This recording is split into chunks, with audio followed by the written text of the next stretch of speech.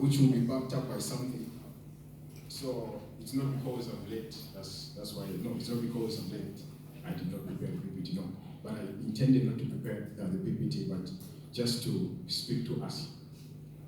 Hallelujah. To those with the Bibles, please, you may open your Bibles to the book of 1 Corinthians chapter 13.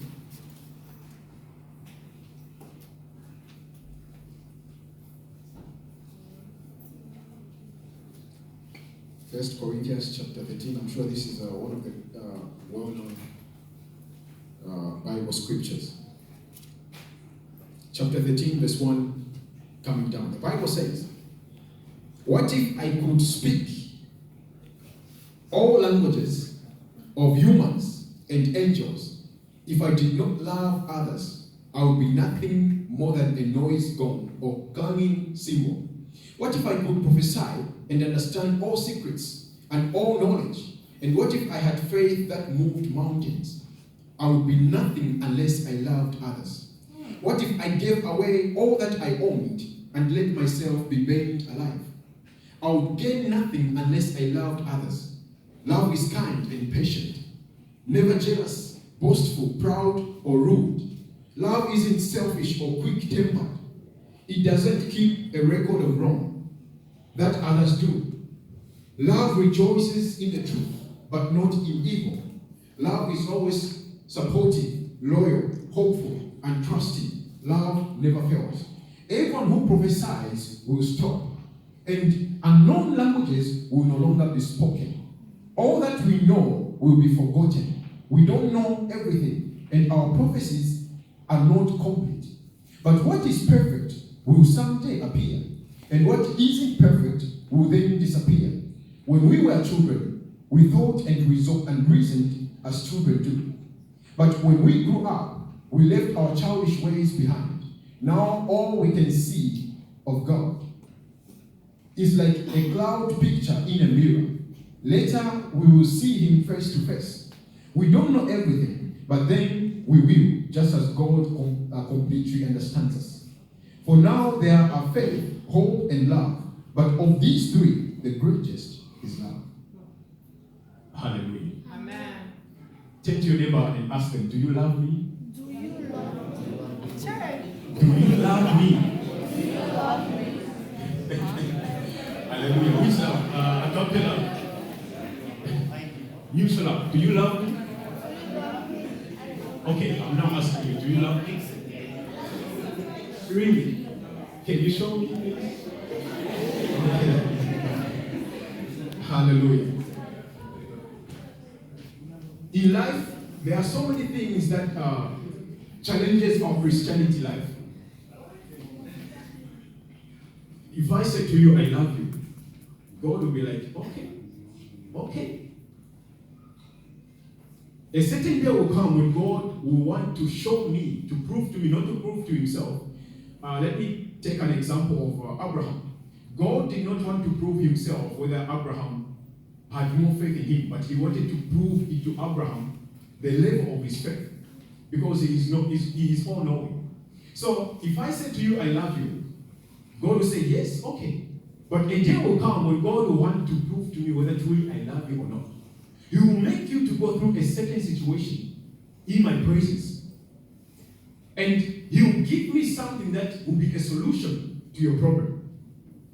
So how will he be able to prove me whether indeed I love you or not? When he gives me something that can be a solution to your problem, now it's up to me to give it to you, or to say, "I don't know," or "I don't know you." And the action or the response from you will determine whether truly I love you or not. So if I am in need and you have something that can help me, but you refuse to help me, yet you say it in the church that you love me, then your love is from your mouth, not from your heart. So now God is proving to us, did you really mean what you said on that day? Hallelujah. So love is the greatest of all things. No matter the problem, no matter the situation, where there is love, it is all covered. If I come to you as a sinner, I have sinned against you, maybe I spoke bad words about you or behind you. If truly you love, you'll be able to forgive me. And forgiveness opens doors. Some of us were still living in the past because our hearts cannot forgive. Some of us, we are still complaining today because the things which were done to us back home, we still hold them in our hearts. We cannot forgive. Maybe it was a challenge for you to get to China. Somebody who had money, somebody who is rich in your family, they refused to release money for flight ticket. As a result, you still hold a grudge in your heart. Do you know maybe it is the reason why you still complain today? As long as you are still complaining, you will be closing doors for yourself. Nobody, not even the devil, will close doors for you, but you will be closing doors of blessings by yourself and for yourself. Because where there is hatred, you cannot see the good thing. No matter what a person may do, no matter how good it may be, you cannot see it. Your focus is on the bad thing. You cannot see what is beyond the bad thing.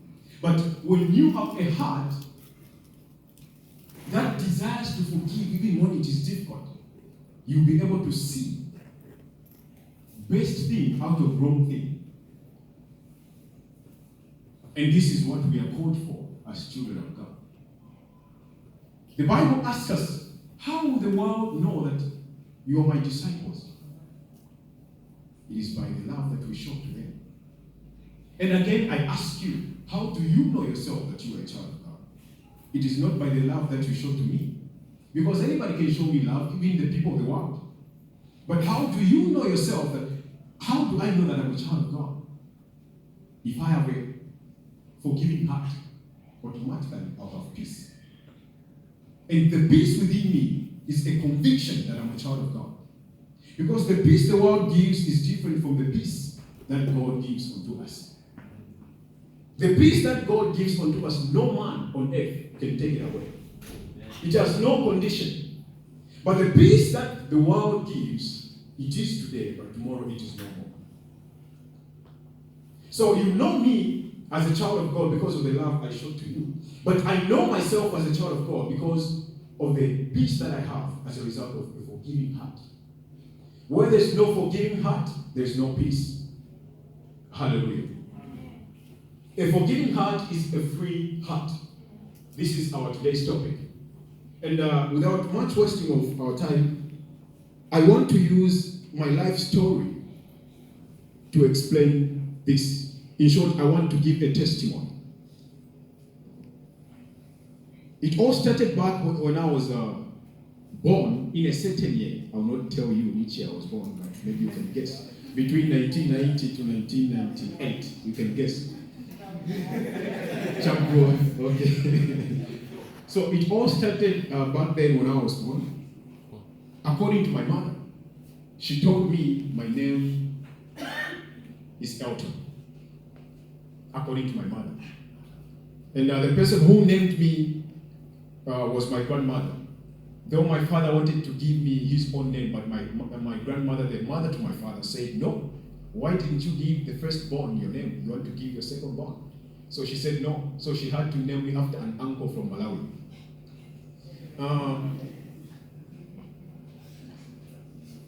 This story was being taught to me at the age of 16.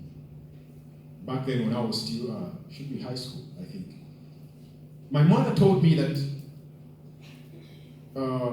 when I was just maybe 3 weeks or 4 weeks, she started hearing strange voices speaking to her to take this child and throw it away.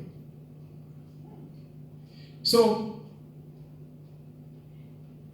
in the process of hearing those voices, she never told anybody because she was afraid. And by then she was only maybe 18 years. 18 or 20, if I'm not mistaken. So she said to me, I did not tell anyone because I was afraid. And actually, she did not tell me directly. She told my young sister and her younger sister. because she was afraid maybe I would say, "You're not my mother." That's according to what she told me. So what happened was, after everybody left home, she was the only one who was left in the house. So she went outside the house. We had, I don't know, a sewer tank. Those people who know sewer tank, where sewer stuff goes through. That sewer tank, actually, when I grew up, I discovered to say anybody, even a child, could open it because it was so easy to remove the cover. But the moment she went there to open, it could not open because she was planning to throw me inside that. Relax. So it could not open. Later on, she went in the house. Then another voice came to her, telling her that you should carry this baby and put him behind your back. By then, when a child's umbilical cord is cut from the mother, the umbilical cord, I don't know how you call it, the left part. You must wait. You need to tie it. Those who are studying medicine, maybe you need to tie it. After they do the cutting, you must tie the remaining particle so that it can fall off by itself. You don't need to force it. After you tie using maybe a small rope, it must fall by itself after some days. Because when you force it, the whole stomach can open and you lose that. So now, a strange voice came to her saying, you must take the razor blade and cut it. So she went to her, she had put the razor blade, and by God's grace, fortunately, she could not find it. So she started asking herself, I put it here, but where is it? But other things she could not tell me later on, because I understood that. To speed up, after I reached the age of 7, my mother and my father separated. So I come from what they call a broken home, a broken family. By then, my younger sister was only 2 years, and I was 7 years myself. Because my father used to beat my mother beyond human's comprehension when I was a child. So sometimes I even used to tell myself, maybe marrying is not a solution to me or for me when I was young, but not now.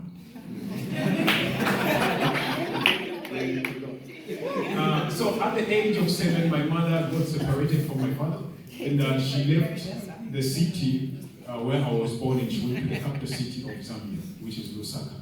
So there she had to stay there for about a year, and I was left with her family, because I also left my father's place, but I used to go and visit my father. So I had to stay with my mother's sisters and others. But the life there was not easy. Like eating was not easy. I remember those days, like comparing the life of the city in which I was born and the capital city of Zambia. The capital city of Zambia, by then, food was so cheap, so easy to afford life. But in the city where I was born, houses were cheap, but food was so expensive. So, I'm sure most people, they know what we call fufu. Sometimes you need to eat in shima or fufu. We call it in our country shima. You need to eat that using relish. For example, chicken, carpentas, those small fish. But sometimes when there is that, there was no option but to use salt. You take water from the tap, you put salt, you make soup, you eat. Just for you to enjoy as a child, because you need to go out and play with other children. So after eating that, the day would pass. To speed up once more, I was taken to Lusaka at the age of 8 by my mother because of what she had, the kind of life which I was living. Actually, she knew before she left because she knew the condition. So after 1 year, she took me to Lusaka. That's where I can say, grew up. And before coming to China, I came straight from Lusaka. There, I started school. I was supposed to be in grade 5 when I went to Lusaka, but I had to be taken back to grade 4 because, again, education was the problem. So life there was good. After going to Lusaka, I never slept without eating. but the situation where I came from before going to Lusaka was a different story. So I grew up in Lusaka, and at the age of 11, my mother told me, saying, I don't know the way you're going to be educated, because my father never used to care. I don't know, but he's an engineer. He has much money, but he never used to care. He said to me, I don't know the way you're going to be educated, but where my strength will end at, that's where I'm going to stop. And she actually told me that I cannot afford you. No, I cannot afford to take you to college or university. Because our profession is, what I can say, it's her talent. You know, you girls who love plaiting hair. Yes. So, I told her that if truly God had a plan, in the plan for my life, and He still has that plan that I'm going to be educated, then for sure you don't need to worry. That was 11 years, I think. So she just looked at me and she was crying. I was like, there's no need for you to cry, don't worry. Later on, when I reached grade 8, she told me the same words. Because it was a struggle even for me to get to grade 8, as in the money to pay my fees. I told her, do not worry. Then one day I had a dream when I was in grade 8. I had a dream studying abroad. And when I told my mother that I'm not going to be educated in this country, she said, are you crazy? Who's going to sponsor you? Just go and sleep. You know, just go and sleep and stop doing it. So I had to tell her that, don't worry. I think if God is the one showing me this, then for sure He will take it out. And you know, I used to watch Emmanuel TV. I could see the man of God like giving scholarship. So my mind was like, I'm going to get there. No matter what, I'll get there. Amen. So one day when I reached grade 9, again I had about 5 dreams where I saw myself studying in different countries. So now it grew up within me to say, this is my destiny. I'll be educated outside. I told my mother, I told my younger sisters, they were all saying, just stop dreaming. Life was so tough in terms of academics. When I reached grade 10, it was very difficult for me to find fees, or for my mother to find fees to pay for me. She tried her very best, but all could not avail. Until one day, an auntie who was an ambassador here in China, the elder sister to my mother, she called me and said, I heard that you passed to grade 10. So how are things? I was like, there's no money for me to get there. She said, why didn't you tell me? I didn't know what to answer. So she had to send about maybe $200, which actually helped me and my younger sister to continue schooling. After reaching grade 12, things, or just to take us back, when I was still in grade 8, I had a dream where God was telling me, not a dream actually, I was praying and God spoke to me that,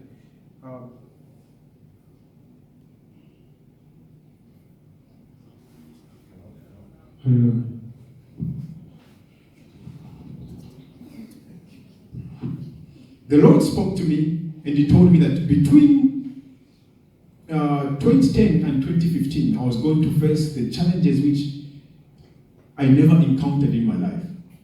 So after I told my mother, she was like, continue praying. So when I reached grade 12, first semester or first term of my grade 12, that was maybe in February, I met one uncle, the younger brother to my father. He's also an engineer. He called me, I met him in town and he told me, where are you coming from? I was like, I'm coming from school. Which school? Arakan Boys School, which was just closer to where he used to live. Because for myself, I used to live far away from school and I used to take about 2 buses to go and 2 buses to come back. So now it was also another challenge for my mother, like everyday transportation. So I had to go to an uncle who was again in another place to help me out. So when I was still at my uncle's place, I met this uncle, not the uncle where I used to live, but my father's younger brother. I met him in town and he told me, can you just come to my house so that at least transportation can be easier?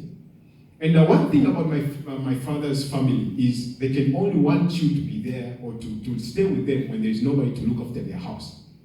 So when they know that they want to travel, that's when they would call somebody, come and stay with us.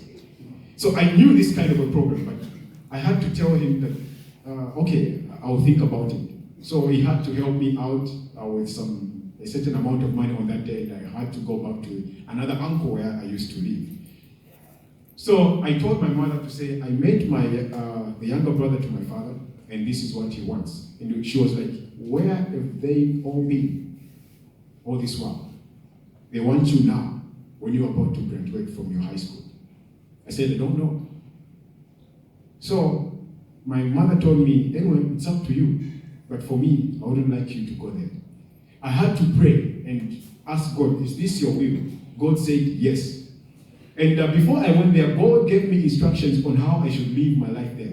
He told me, in the same way your mother has brought you up, nobody tells you to wash the plates if they are dirty. When you see, you must wash. Nobody tells you to sweep the house. When you see it is dirty, you must clean the house. So I had to keep all those instructions. And I told my mother, okay, I'm going. So I left the place where I used to start off to go to school, to go to my uncle, the younger brother to my father, who was just nearby the school where I used to school from. So when I reached there, I was so welcomed. I could not find his wife. His wife was in the seat where I was born. She went to deliver her second child. So when I reached that place, my uncle welcomed me very well. The first thing he did was to take me to the kitchen. He showed me the food, everything. You can eat anything that you want. Anything that you want. But later on, when the wife came back, it was a different story. When she came back, first week, second week, third week, we related so well. But later on, she started showing me the true colors. I used to be the one sweeping the house. She never used to go to work. When she sleeps in the night, she could wake up around 11. So for me, I understood to say, if she is waking up at 11, what is the message she's passing to me? Do everything. So, according to what the instructions the Lord gave to me before I went to that place, He said, when it is dirty, you clean. I had to make sure I followed those instructions. There was a very big garden behind the house. So, it was all my responsibility, because her first child was only about 7 years. So I could make sure I cook breakfast. I make breakfast for the children. I also make her breakfast. Clean the house, clean the plates, sweep the surrounding, water the flowers, the garden, everything. That was during the vacation period. And the same thing continued after school opened. I thought maybe she was going to change somehow, but it actually got worse. One day, when exams approached, my final grade 12 exams approached, I had to sit myself down and told myself that if I continue living this kind of life, then I will endanger my results. So I told myself to say it is better, because she used to tell me that you must be watering the garden and the flower every day, which I've never seen in my life. At least I've seen some people watering the garden maybe 2 days after. But I used to do it every day. And it must be shown that you have indeed watered the garden, the flowers. So I sat myself down and I spoke to myself, at least maybe I can be taking 3 days before watering the garden, because I'm affecting my studies. I could come back all the way from school tired. And when I come back from school, I even stopped finding food. She never used to cook. I could find she cooked, the plates are waiting for me to clean, the kitchen is waiting for me to clean, she has eaten, and the children. The husband is at work. He used to come back around 5 p.m. So I spoke to myself, why should I come back from school early around 1 p.m. and I find there is no food? I find everything is waiting for me. I'm so tired, I need to study. At the same time, she's expecting me to do every house chores. So I said to myself, it's better I stay back with my hunger at school and study no matter the difficulty which I may encounter. So I started coming back home around 6 p.m. And one day when I found my uncle already reached, he spoke to me saying, "Why are you coming back home around this time when I'm already here? I must be the one to find you here." So I was like, okay, tomorrow I'll try, that is the following day, I'll try to come back early. When I came back, it was 5 p.m., not 6 p.m., 5 p.m. Again, I found him already there. So now they locked the door. They were all inside. I tried to knock about 10 minutes, and they were hearing me knocking. They could not open. So when he came to open, he said, "What did I tell you?" Around the back. "This is just 5 p.m. It does not matter. The fact of the matter is, I must find you here." Okay. So life became difficult to an extent that when I greeted her, she never used to answer. It affected me in my studies. It was beyond my understanding because I never encountered such a thing in my life. "Good morning, auntie." She never used to. I could repeat about 3 times, just less than 5 centimeters from each other. She never used to answer. Sometimes she could even turn and look at me and look somewhere else. I could ask myself, did we fight in the night before going to bed? There is no answer to that question. It was really painful and beyond human's comprehension. I had to tell the elder sister to my to my father, the one to whom my uncle complained when I said, "I think I can finish my school with my mother, there's no problem." That uncle said, the mother doesn't want their children to visit us. So that the one who sent me money was still, who was an ambassador here in China. When she got back home, she now called me saying, "Your uncle is complaining that you don't want to go and stay with him." I was like, that's not what I said. I said, it was tough. It was really tough. Okay, I'm going. That's when I had to go to my uncle's place and stayed with him for about 9 months. So one day when I woke up, my aunt spoke to me saying, "If you cannot manage watering the garden, the flowers every day, then you must be waking up early in the morning around 04 before you go to school. You do everything." And the good thing which I really appreciate about myself is I don't speak back when somebody older than me is speaking. I know it was painful, but because of what God taught me, that live by the rules I've given you, I never ever in my life spoke back. I just said, okay. I had to do my best early in the morning around 5 exactly. Wake up, I water the garden, the flowers, I clean the house, everything. Around 7, I could leave going to school. One day I was late, and before going, I usually used to have breakfast whenever it was available. So one day I did not know that in the fridge there were only 2 slices of bread, which I went and ate. When I came back from school, she had to go to neighbors telling them that he ate the bread which his uncle was supposed to eat before going to work. So now the neighbors, they told their mates, and some mates now came to me seeking a good friendship, and we became friends. Then they started revealing to me what she used to tell their bosses. So I was like, anyway, this is true because this is what goes on in this house. But I never used to say anything bad about her because I don't trust people. As in, today you can smile at me, tomorrow you can be the one telling bad things to another person about me. So I just said, okay, I really appreciate it, thank you so much, and our friendship continued. It was a painful situation to an extent that I told myself, if God did not speak to me about this situation, as a child of God, I would have cursed this house. But it brought me back to the scripture which I just read before beginning. Love everyone, despite circumstances that you may go through. And just to sum up with everything, allow me to read from the book of Romans. There's something that I want us to learn from here. The book of Romans chapter 12, verse 9. Coming down, the Bible says, "Be sincere in your love for others. Hate everything that is evil and hold tight to everything that is good. Love each other as brothers and sisters and honor others more than you do yourself. Never give up. Eagerly follow the Holy Spirit and serve the Lord. Let your hope make you glad. Be patient in time of trouble and never stop praying. Take care of God's need people and welcome strangers into your home. Ask God to bless everyone who mistreats you. Ask Him to bless them and not curse them. When others are happy, be happy with them. And when they are sad, be sad. Be friendly with everyone. Don't be proud and feel that you are smarter than any others. Make friends with ordinary people. Don't mistreat someone who has mistreated you, but try to earn the respect of others and do your best to live at peace with everyone. Dear friends, don't try to get even. Let God take revenge in the scriptures. Let God take what? Revenge.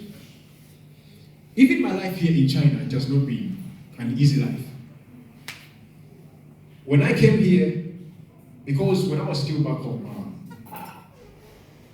I had to go to uncles, those I call rich uncles from my father's side, engineers. I had to go to them for help. I have passed. I need to go to university. They never used to say a word. Okay.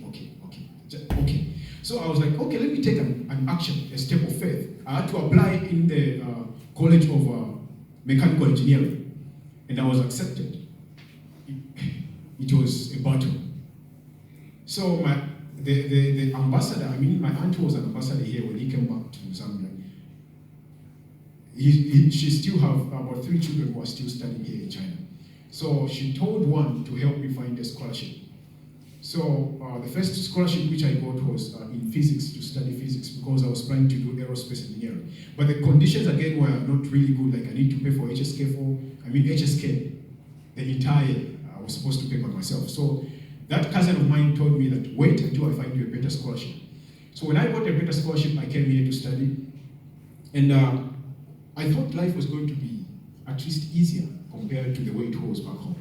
But it got more worse to an extent that when I got here, telling people, okay, I now need money for food, I need money for this. They can see, somebody when you send somebody a message on WhatsApp, you can see that they have read your message. So I used to text about maybe more than 7 people. Every one of them just reading messages without replying. I was like, oh, wow, this is amazing. But by God's grace, no matter how tough it may be, at least there will be one person whom God is going to use to be there for me. And I am happy, one of my uncles from my father's side, who is also an engineer in the place where I was born, he has taken it up on himself to help me out. But sometimes it is a burden on him because he also has his own children.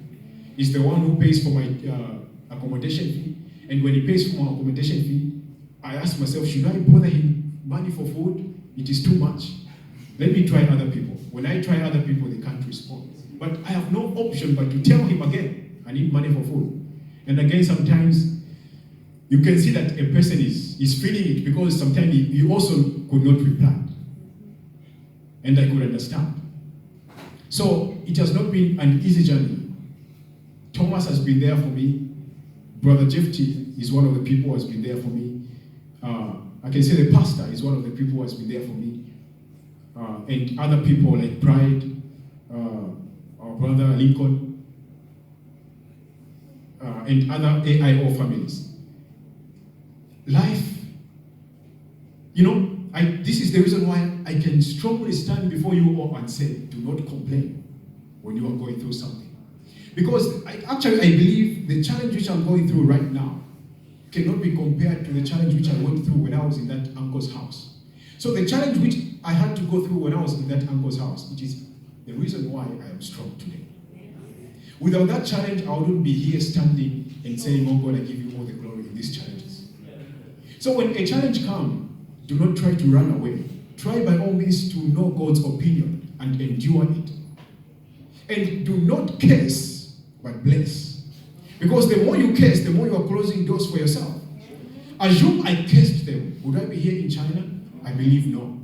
It is because of the mistreatment which I received from them that God had to bring me all the way to this place. They never used to imagine that I could be one of the people who could be educated in a different country. So I really encourage all of you, And I encourage my sister. I remember my sister, I'm sure she has her own reason why she had to pray a dangerous prayer, like the school should be closed. But I believe it is because of what the school did to her that she found herself enjoying the civil engineering at the University of Science and Nashville. So I want you to know that God is there for you, no matter the difficulties. The difficulties you're going through, as long as you know God's opinion, are the one to take you there. If you do not know God's opinion, for sure, you need to fight. But if you know God's opinion, you don't need to fight. You leave it for God, because revenge belongs to God. And one more thing, to put it all in summary, we fight wrong battles. A mountain is before you, is the mountain to fight. A mountain which has already gotten behind you, why do you need to waste your time to start fighting the mountain which is behind you? If I am facing a mountain today in front of me, I have the right to say, you mountain, move away from my way. Get out. And this is what the Bible tells us. You must fight, command, speak to it which is in your way. But if now the mountain is behind me, and please permit me, because it's the only example which I can use, my sister's case, for example. The school where she left, when she was in that school, I don't want to mention the name, I'm sure. Those who are there, you know, but I'm sure she's happy that I'm using this as an example. When she was still in that school, that was a mountain. And she was supposed to fight that battle during the time she was still in that school.